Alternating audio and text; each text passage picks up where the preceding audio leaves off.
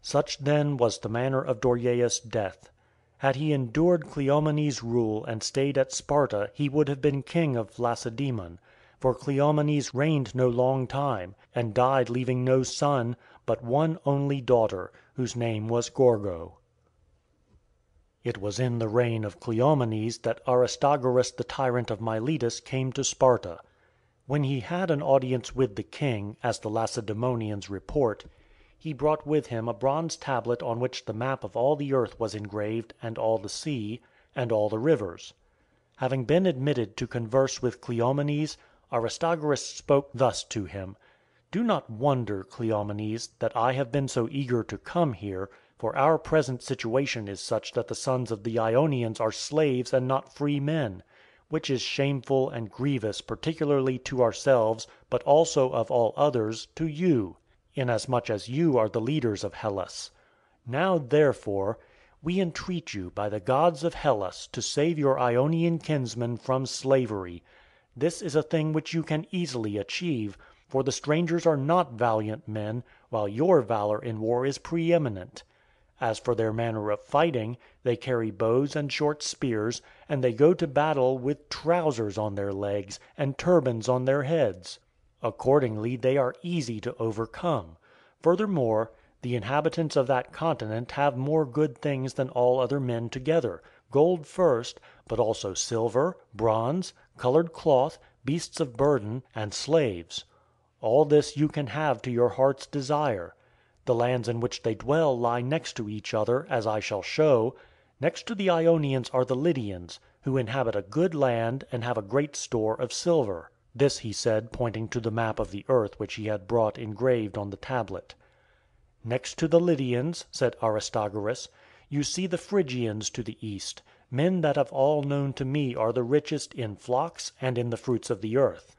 Close by them are the Cappadocians, whom we call Syrians, and their neighbours are the Cilicians, whose land reaches to the sea over there, in which you see the island of Cyprus lying. The yearly tribute which they pay to the king is 500 talents.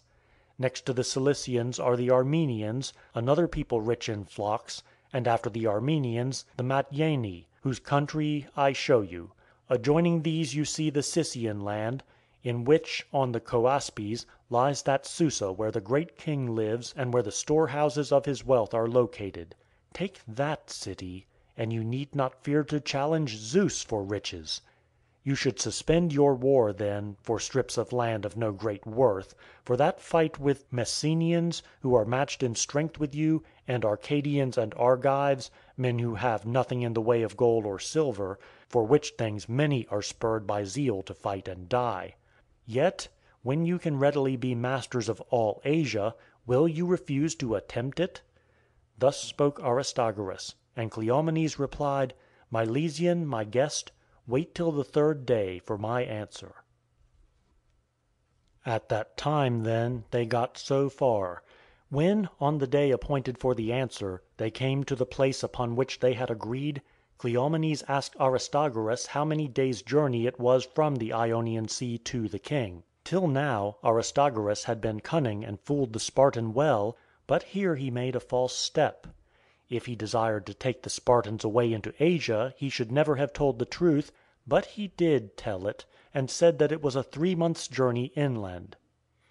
At that Cleomenes cut short Aristogoras' account of the prospective journey. He then bade his Milesian guest depart from Sparta before sunset, for never, he said, would the Lacedaemonians listen to the plan, if Aristogoras desired to lead them a 3 months' journey from the sea. Cleomenes went to his house after this exchange, but Aristogoras took a suppliant's garb and followed him there. Upon entering, he used a suppliant's right to beg Cleomenes to listen to him. He first asked Cleomenes to send away the child, his daughter Gorgo, who was standing by him. She was his only child, and was about 8 or 9 years of age. Cleomenes bade him say whatever he wanted and not let the child's presence hinder him. Then Aristogoras began to promise Cleomenes from 10 talents upwards, if he would grant his request. When Cleomenes refused, Aristogoras offered him ever more and more. When he finally promised 50 talents, the child cried out, "Father, the stranger will corrupt you unless you leave him and go away." Cleomenes was pleased with the child's counsel, and went into another room, while Aristogoras departed from Sparta, finding no further occasion for telling of the journey inland to the king's palace. End of Volume 2, Part 10.